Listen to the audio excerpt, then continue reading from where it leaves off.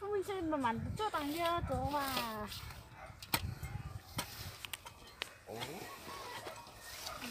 ăn đây là nó ăn nó to lỏ nó cái này ăn tao biết tất cả cái này mày mấy nhà tụi nó mày mấy nhà tụi nó rồi nó to hết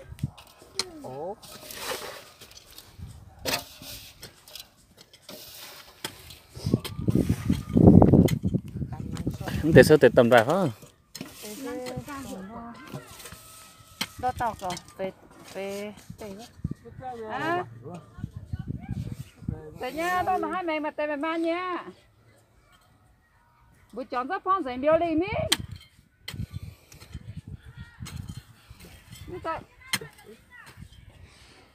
tôi mà tê cái này buồn phải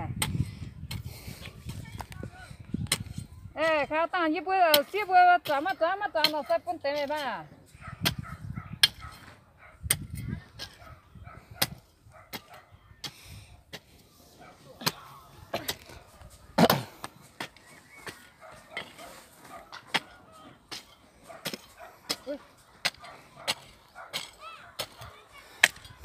không có ngàn tầm đầu bữa băng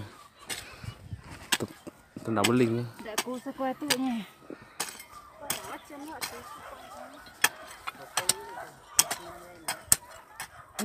giờ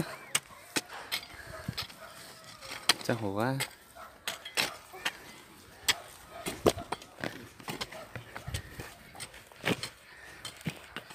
như sự biển qua phim biển em số tút động mày tham mà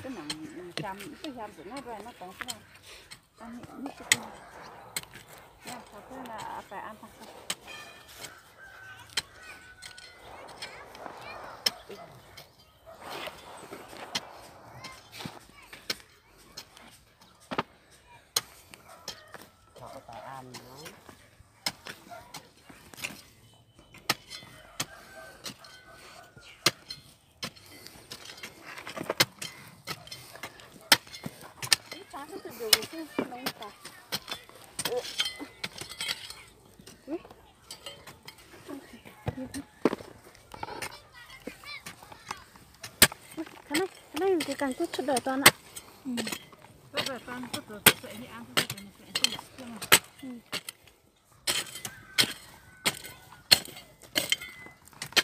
không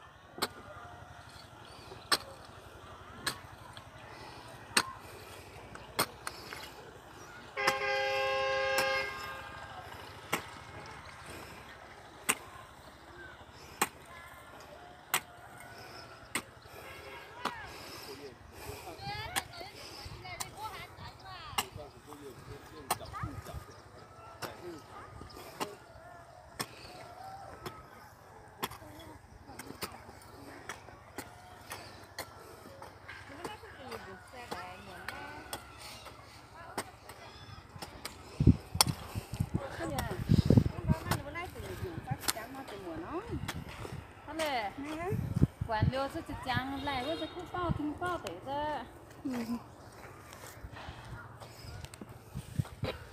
có phải dạo bên nhỏ không có sư chẳng thể sư rồi nè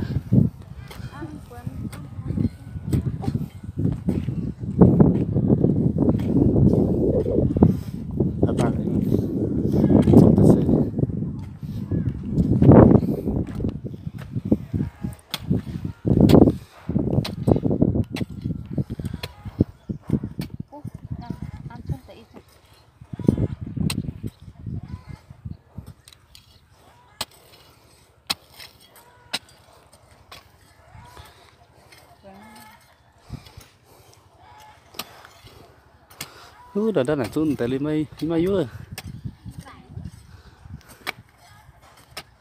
kinh khủng ta lưng ảnh hăng ruột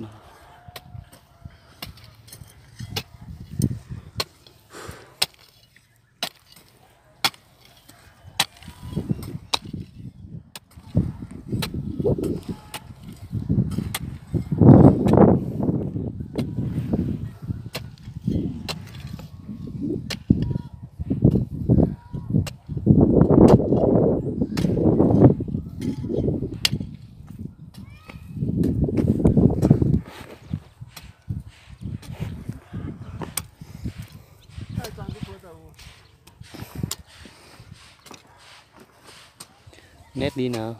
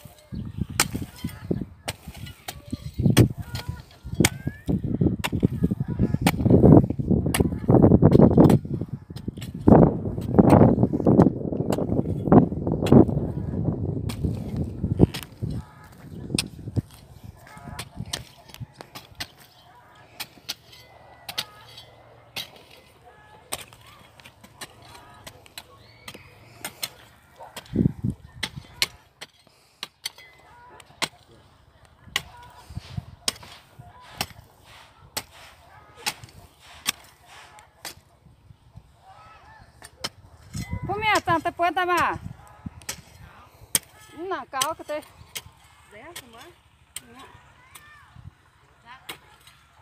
cáo cái phun nữa tổng phun nữa phun nó sao hả? Quấn chăn nhỏ như thế nào?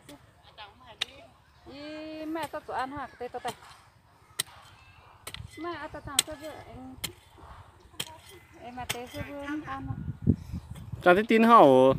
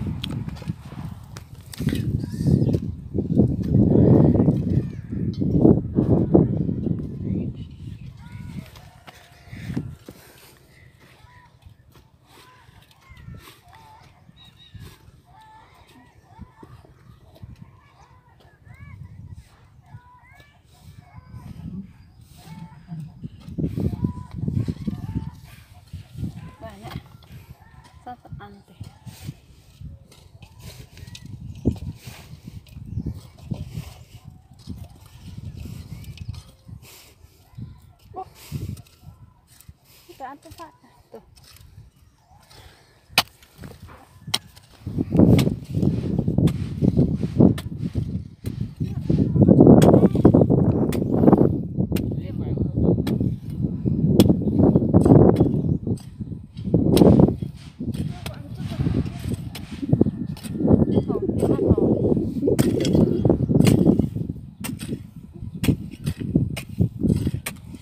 Đó, đi nó bò như thế này, ăn tốt.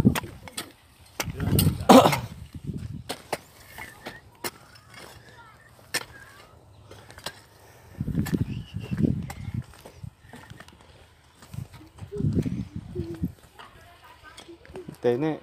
Đây.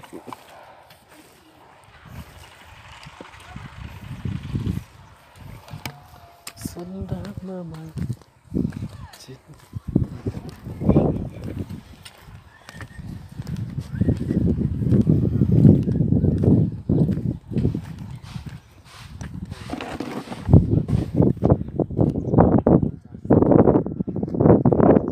Đây tụi 20 giờ xin đi. đúng không? Ừ.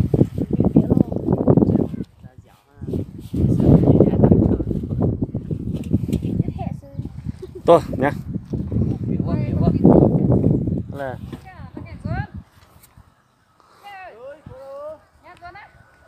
Khi tôi nghĩ thế này,